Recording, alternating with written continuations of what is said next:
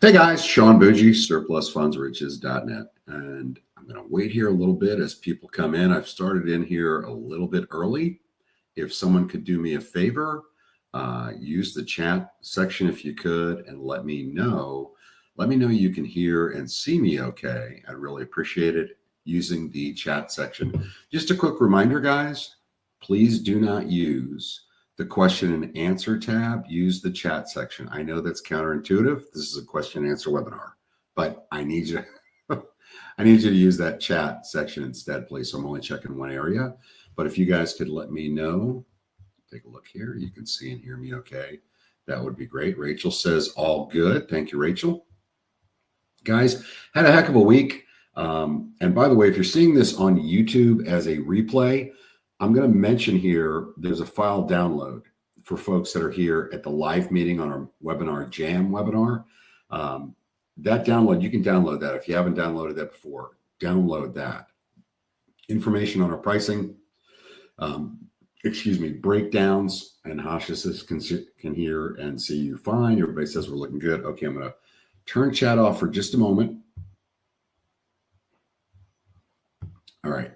But you guys, if you're in here, if you're on a webinar jam here, download that file download, give you information on the programs that we have, also on the pricing on the upcoming sale in April the 5th and 6th. Starts on the 5th at 10 a.m. Eastern, ends no later than 10 p.m. Eastern on the 6th.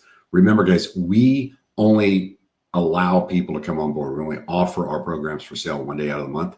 Because we offer a partnership option, we want to moderate the number of people that are coming on. And frankly, because we're 90% of our work is in the back end where we're actually helping people put deals together with our partnership programs. Because of that, we don't want to deal with fulfillment of sales all month long. As far as we're concerned, it's a necessary evil to allow new folks to come on, obviously. And of course, when we launch new books. But this month, there's a couple things I want to cover. Before I let the chat come wide open, I'm going to try to be quick, guys. Mainly, I want to cover this sale. Sorry, I'm doing this while we're on here. But there is I don't need to go to that. There is a special April bundle this time. If you guys haven't purchased before, it's National Surplus Premier 16. It also has Zombie Business Reviver and Surplus Hybrid. And if you don't know what those are, download that file download you got there and you'll see them. Guys, if you were to buy these by themselves, it'd be $1,700. If you bought them and then bought one and then added these on, you'd probably be still over $1,300. If you bought Premier 16 and National, and then you added on the two add-ons, the Zombie Business Reviver and the Hybrid, you'd be over $1,300. So it's $697. National Surplus is still $597. It's one shot. You don't have to pay us over and over again. I know there's somebody doing that online. One shot and you're on board, and it teaches you how to do it on your own, but it also gives you the option to partner with us, where all you got to do is get a list, teach you how to do that, take that list and research debt, make sure there wasn't additional debt against the property that would have a priority claim, teach you how to do that too. Fill out our worksheet and turn it in, and that's the National Surplus. We give you 8% of the gross, 8% of the total amount held by the court, which is substantial, guys. These days, the average surplus funds is probably hovering around $50,000. We have a $380,000 one coming in a week or two. So this has been a phenomenal year for that. Multiple files, well over 100,000 this year already. It's March. I'm sorry, within this year. I'd say within the last 6 months. I'm sorry.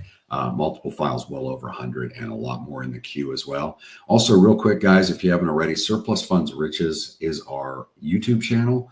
If you haven't gone there and actually, not following, but subscribe to the channel, Surplus Funds Riches, all one word, you need to do that. We launched a couple of, put on, let me see here, a couple of different videos that I think you're going to enjoy. One of them is, it's an actual video showing you how we recently paid a bunch of researcher partners. Went into Don't Believe the Hype. In other words, what not to listen to from some other folks. What happens if the claimant dies while you're in the process? It's a really good informational video too. Why don't they sell the house before the foreclosure? We went into that. And surplus funds hacks, which will save you time and money, a lot of time and money just by knowing these hacks. All that is on our public YouTube page, which again is Surplus Funds Riches. And again, the sale will be the 5th and the 6th of April, starting at 10 a.m. Eastern on the 5th, The products page will turn into a buy page, and it'll be over 10 p.m. Eastern on the 6th, surplusfundsriches.net. All right, let me open this up, guys. That's the end of my promos. So, as you know, any and all questions are welcome. It is a private chat, meaning I'll see your question, I will address you by name, and I'll tell you that I'll answer your question as well. Sorry about that. Jeanette, hey, Jeanette says hi, sounds good. Cheryl says hi, guys, all good here. Shaban, great. Sean, Roland says Roland. All right. Again, any and all questions welcome. And do not use the Q&A, use the chat. I think I'm missing something here.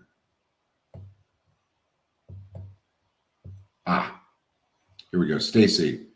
Also, Tom says hi. Stacy, how are loan modifications handled? I have a file that has a mortgage and 2 loan modifications after that. None have been released or satisfied, which means they're still in existence.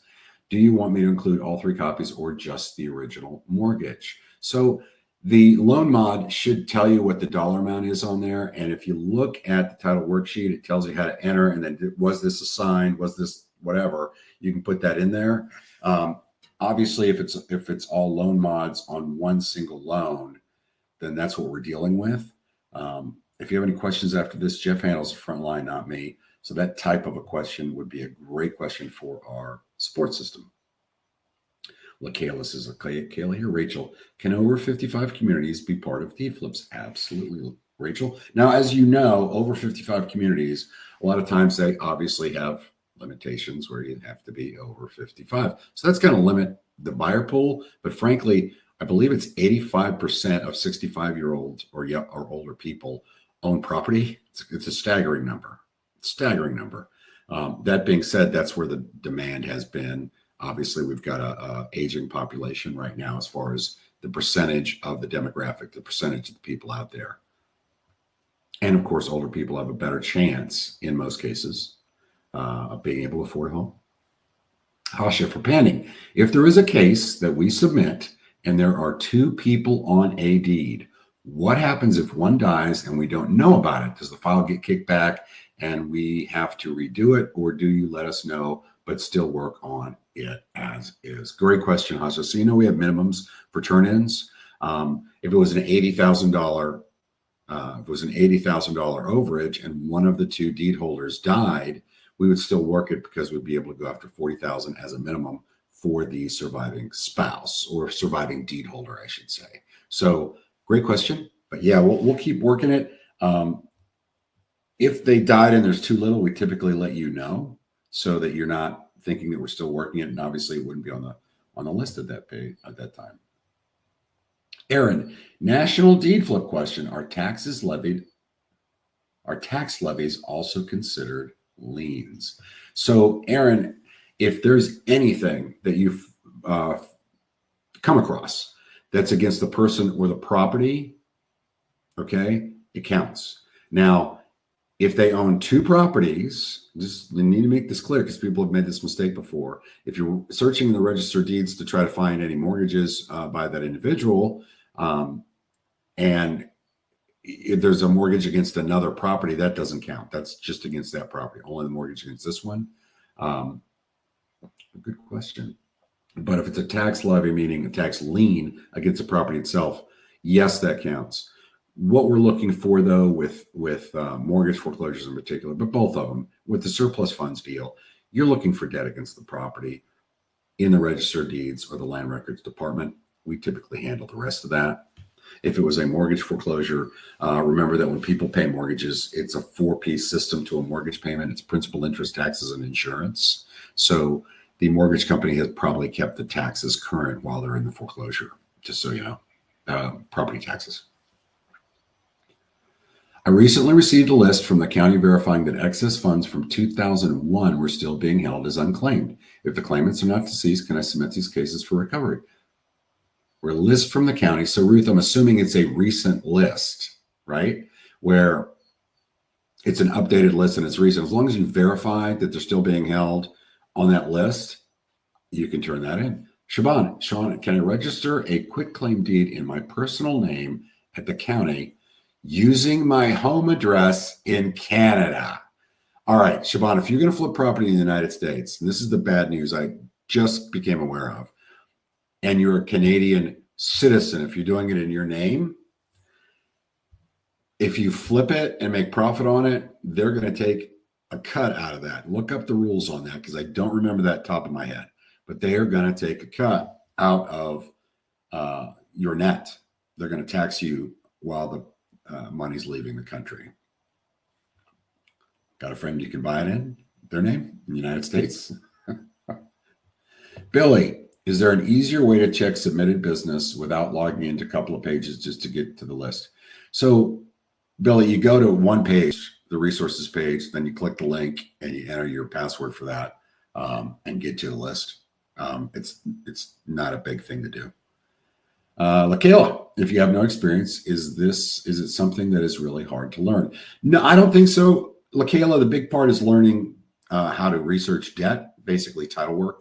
And Jeff did such a great job on the initial ebook you received. That's a step-by-step with screenshots and all that really addressed it. We do have backup video training as well, but I really think the ebook covers it.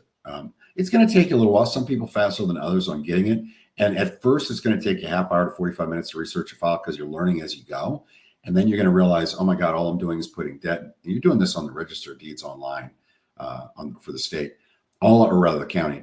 All I'm doing is putting debt in chronological order, making sure it's been satisfied, or if it hasn't, putting on the worksheet and showing, okay, there was $100,000 in overage, but there was still a $60,000 HELOC loan. So according to my calculations, there's $40,000 left for the owner. But it is not hard to do.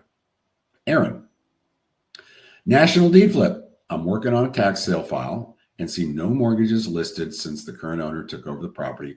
Only have a record of a warranty deed for current owner. For how should I go about getting the information to get the loan info? So, Aaron, this is a common question, and people assume that if a house was purchased, right, transferred into somebody else's name, there had to be a mortgage. They bought it cash. If you cannot find a mortgage, if you followed our directions to the T, and there's no mortgage, then there's no mortgage. There's no debt. You can verify that with the owner if you're doing this on your own, trying to flip it. But I can tell you, if there's no mortgage shown, there's no mortgage. And that really throws people. Everybody assumes that the only way you can get a house is to get a mortgage. Sometimes they buy houses cheap. Sometimes they sell a house in the north where they're getting $1 million for a home that they can buy for $400,000, $500,000 in the south, say North Carolina, and they buy it cash. You see that more often than you'd think. Good question, Tom. Each date is different of time before funds are to be available. Where is that information? I don't understand your question, Tom. Before funds are available, as soon as it shows up on a list, they're typically available to be claimed. I do know that California, you have to wait a very long time, about a year from the foreclosure date in a tax sale. This is tax sales. You have to wait in order for them to actually review any claims against the funds. Okay. That's the only one I know where there's an actual waiting period. Some of them, there is a delay before it gets on the list because they're doing final account of the foreclosure. However, once it gets on the list, we can typically go after it. So there really is no need for that information. Now, there are limits also on the time you can go after it. And that's something where we tell you specifically to research state statutes because that changes over time. Sometimes they change how they're doing it more often than I'd like to think. But Connecticut strikes me as one of the ones that's very, very fast. In other words, you have very limited time to go after the money. LaKayla, when you are a researcher, how do you know what counties to look at that will be good files to work? So, LaKayla, the only states we don't work are Oregon, Washington State, or Colorado. North Carolina, you can't get a list from. So the only people working the panning program, which is available in the Diamond Bundle, only people working that can really work that. And Florida is a separate program for us. So you can work 45 states. Anywhere you get a list, work it.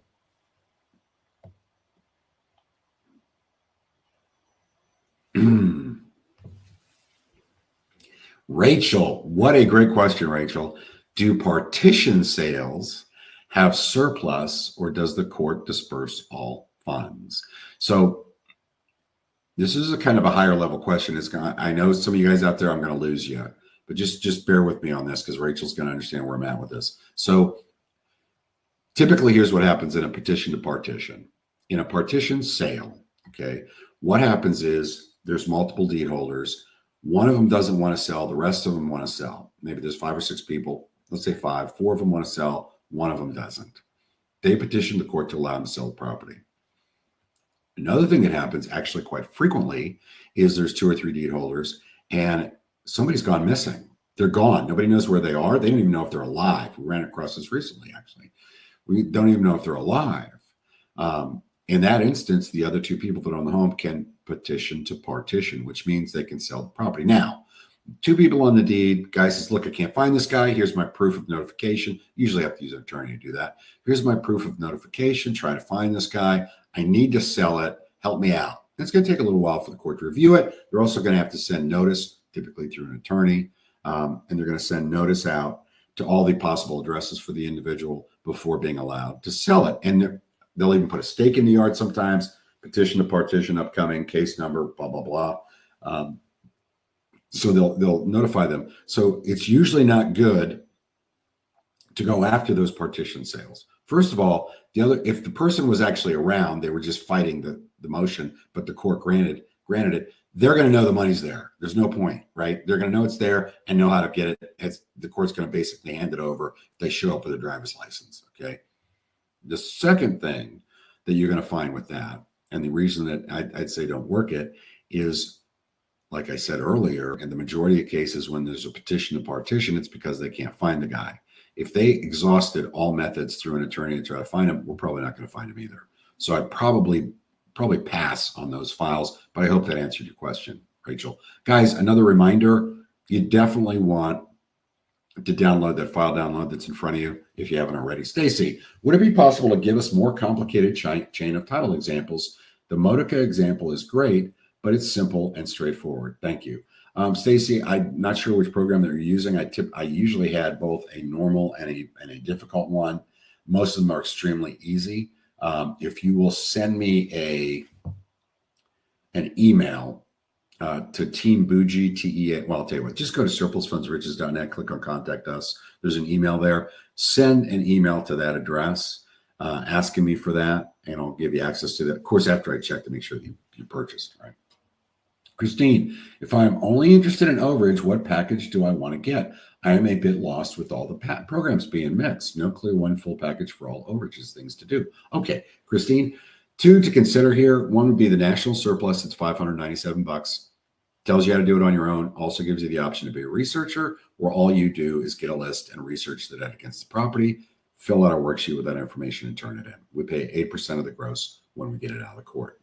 Great program.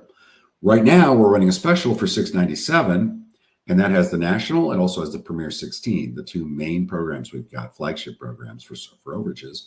And it has 2 ancillary programs, the Zombie Business Reviver and the hybrid system, that work extremely well with those programs. Do you need those? No. But for another $100, you're getting $1,300 to $1,700 worth of programs for $697. So if you can afford it, do it. Guys, I'm the first one to say this. I've said this over and over again.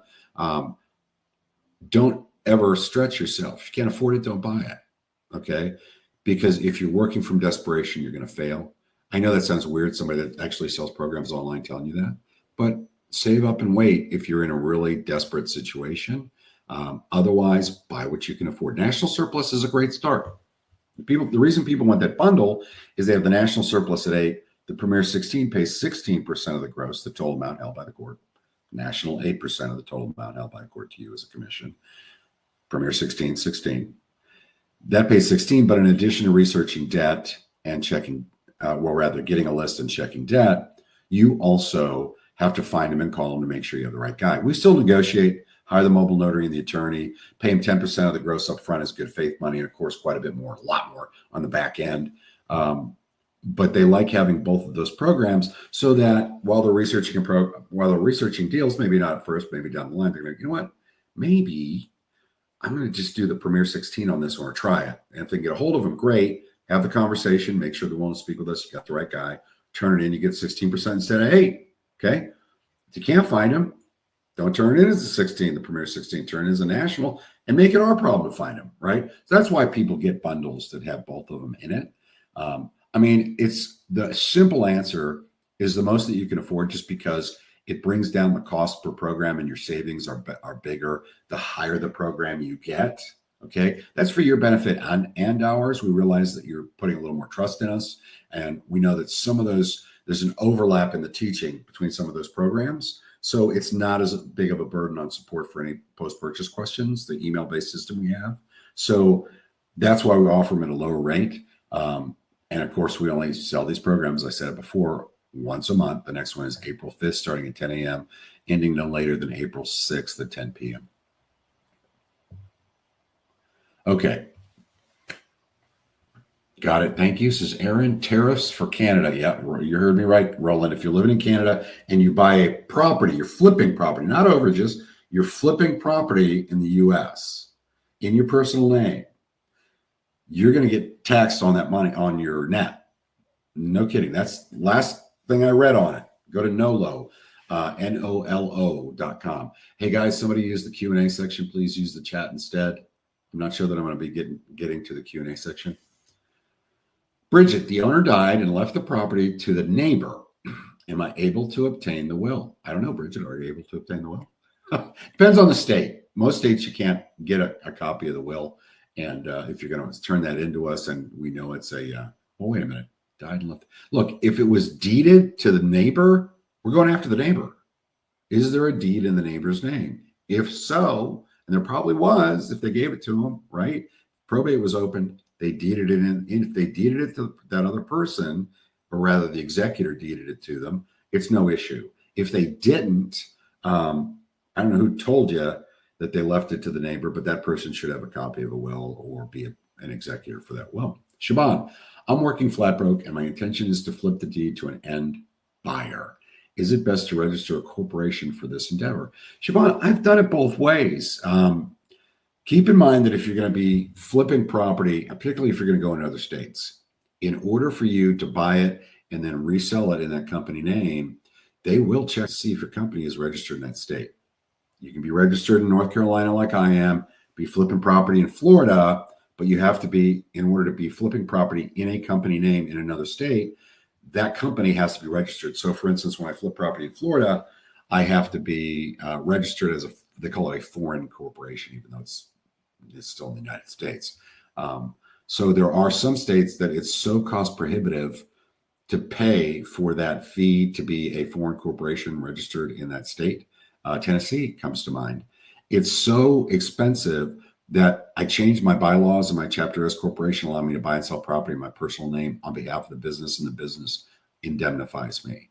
By doing that, I can buy and sell property as an individual in Tennessee, and I'm gonna run it through the company, but I can buy and sell property as an individual, and the check will come to me personally, and I'll deposit it with the company as well. It's completely legal. It's a great way around really high, really high cost states like that. LaKayla, I want to do national surplus once I complete the file. How long does it typically take to receive the 8%? So it depends on the county. I mean, some counties are ridiculous. I mean, ridiculously slow paying. And let me tell you, guys, I did a state by state on YouTube. Go to YouTube, look up Surplus Funds Riches, all one word, Surplus Funds Riches, all one word. That's our channel. And there'll be a state guide on there. Take a look at that. Most of the states are between 3 and 4 months, but there are states that take longer than that. Josh, how many files tend to be dead ends? I did a video on that too, Josh, on YouTube, where I went into conversion rates and how things work out. There's a couple of variables that you need to be aware of. One of them is that certain states are retirement states. And in those states, you're going to find that people died. For instance, Florida, Arizona, Texas, portions of New Mexico, heavy retirement states. And as a result, that's going to be a dead end. Other reasons it could be a dead end. I mean, besides the fact that something was missed in the research, right, by the researcher, where they didn't see the deed was transferred by a quitclaim or something like that. You definitely have to research debt, Josh. You got to research the debt, make sure they didn't transfer the property to somebody else prior to the sale, because sometimes the name on that list is not the name of the owner at the time of the sale. They didn't catch it. And you got to check debt. Sometimes additional debt does. This is rare, but it does pop up. For instance, an IRS tax lien. We can't see that from the get-go. That's one of the reasons why we use attorneys. The attorney can double check IRS tax liens, judgment, things that we can't see online for that county in most counties, and make sure that there isn't something else that has a competing interest in the surplus that has a priority claim. Okay. As there's a number of different reasons. Some people work with other companies. Sometimes we get beaten to the punch. Sometimes people die and we didn't even catch it on our skip tracing because it was recent. Sometimes people have already made a claim, but it hasn't shown up yet with the county. The county hasn't recorded that on the updated list. So watch that video. I'm not trying to avoid your question, but watch the video to get an idea of what all the variables are. Billy, is panning surplus main difference as a surplus is with an attorney or county? It seems as a new researcher that a lead can be for panning and national surplus can come from a state like South Carolina and Texas. Now, okay, so Billy, panning is for mortgage overages only in those states where the court allows the attorney to handle the foreclosure and the disbursement of the surplus funds. So that sets up a couple of different issues for people in this business. One of them is that attorney that's holding the money is not going to give out a list. The second thing is that attorney is not going to talk to anybody but pretty much the ex-owner or an attorney. That's another reason why we have attorneys, right? They can get a power of attorney and go, hey, here's a power of attorney, talk to me. But Texas, you said state like Texas, you're not going to be able to get a list of mortgage overages in Texas unless it's from a VA that's selling you a bogus list. We teach you how to estimate that accurately with the Panning for Hidden Surplus Funds program. Please don't buy a mortgage overage list in California and Texas. There's a couple of different states. I know that there's a VA online offering those, and they are completely bogus lists, guys. Completely. If you're going to work mortgage overages where you can't get a list, the Panning for Hidden Surplus Funds teaches you how to do that and be accurate. And that program, unfortunately, is only available in the Diamond Bundle, $24.97. Pat, hi, can you purchase the Florida surplus alone? You cannot. Pat, we used to sell that by itself for upwards of $8.97. Now it's available in the best bundle, along with 4 other programs for $8.97. So it's a good deal. Florida's got a completely separate or different statute system set up, state laws. So as a result, we needed to put a different book together, a different program together for that. Hasha, we got a check from you in August. I thought I remembered you saying you sent out a 1099. Yeah, Hasha, if you didn't get it, please let me know. If so, have you sent that out already? We haven't received it yet. Hasha, reach out to me. I'll take care of that. Stacy says, thank you. Aaron Williams, for the deed flips worksheet, if I find no mortgages listed for the current owner, how can I make sure my file doesn't get kicked back for incompleted file checklist? Hey, if you looked, Aaron, one of the things we require on that checklist is a screenshot of where you actually looked, and it in the register of deeds, and that shows us if there's other mortgages on there. So you'd be good. Let's see. Cheryl, when a deed says that one spouse is signing only to release dower interest in the property. Okay. That's an old deed, I bet, Cheryl. Is this similar to a quitclaim deed? No, what it is it's a spouse that's saying, hey, I'm relinquishing. I know we're both on the deed, or it said John and Mary Smith married, but the property isn't mine. Okay, great question. In other words, it's the one spouse of a married couple relinquishing the survivor rights and interest in the property. I've seen this wording a few times on deeds and wanted to know if this is equivalent to a quitclaim. It's not the same as well, I mean, yeah, it's transferring their interest. It's getting rid of their interest on that property. So yeah, I'd say, yeah, it's very similar to a quitclaim. Larry, is Illinois a good state work for tax overages? Haven't had an issue there, Larry. Jeff, get the April surplus bundle, he says, for $6.97. That's right. Tax sale file, says Aaron. Okay. Stacy, I bought the triple play last month. Great program. All right. Thank you. Josh, I'm thinking about it. Just wondering how many files I have to turn in to say 50 good ones. I'm figuring 50 good ones is one person who will sign. It's probably a little better than that, Josh. We don't go into conversion rates. I'll tell you why. I've had people turn in 5 and 3 of them got paid out on, literally. I'm not kidding you. I've had people turn in 20 and get none. So it's a statistics game. And yeah, I think you'd be fine at that level. Sherrod, hey, Sean and Jeff, I recently got my first few files accepted. Yes, with the national surplus. What would you say is the average amount of time it takes to see those files paid out if the claimant does sign on with us? In most states, 3 to 4 months. Stacy, last one, I promise. Do you want copies of tax liens if they have not been satisfied? I'm going to let Jeff answer that real quick. I know that Jeff probably stopped question and answers at this point, guys. That's because I've got a few that I have to catch up and answer before the half hour is up. Christine, as long as I follow directions, is there any guarantee or probability of good income? Nope. We went out of our way, Christine, to put that on the page. I have no idea the quality of work you're going to do. I don't know how many you're going to turn in. I don't know. And you could get Murphy's Law, like I talked about earlier, and get a string that you turned in, and none of them came to fruition. So no, we have zero. We go out of our way to say that there's absolutely no guarantee on that. And like I said, I've had people turn in 5 and get 3 paid out. I've had people turn in 20 and get nothing. It's some of it's luck of the draw, but we have a fantastic full-time staff that works us like crazy. We're mailing and calling both the person, the possible number and mailing address for the claimant, as well as their possible relatives and associates. So nobody works as hard as we do. If there's a shot at it, we're going to have a conversation with them. So once the claim is sent to you, y'all let us know when the claim is under contract. That's correct, LaKayla. Absolutely. I bought the power play, not the triple play. Yeah, I figured that, Stacy. The triple play was in January. Josh says, thank you. You're very welcome, Josh. Ruth, not sure why, but I can only send questions to admins. Right. You're sending, don't know what you're saying here. Siobhan, so to get around the dual taxation debacle as a Canadian, would getting a U.S. address to register deeds under using my personal name be the solution, or am I stuck between a rock and a hard place? Siobhan, if you got a local address in the United States and it was sent there and then it was forwarded to you, I think you could avoid that. Now, if you get busted, what's going to happen? You could get in trouble for that. So decide how you want to play that, okay? Billy Jordan says, got it. I have the diamond package. By the way, guys, Siobhan, by the way, correct me if I'm wrong, but I believe a Canadian citizen can own a corporation in the United States that's registered in the United States. Correct me if I'm wrong. If that's the case, there's your end run. Okay.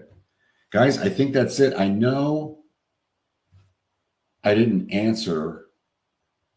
I said I directed that to Jeff. Do you want copies of tax liens if they've not been satisfied? Do me a favor and use support, the email-based support for that. Okay. The question and answer was the same questions. Guys, I really appreciate the great questions tonight. I hope you enjoy the community. It's good to be part of a community because someone always asks a question that you didn't think of, right? For those of you guys who haven't come on board, April 5th and 6th is your time, starting at 10 a.m. Eastern on the 5th of April. I hope you guys have enjoyed this, and I hope you have a great night.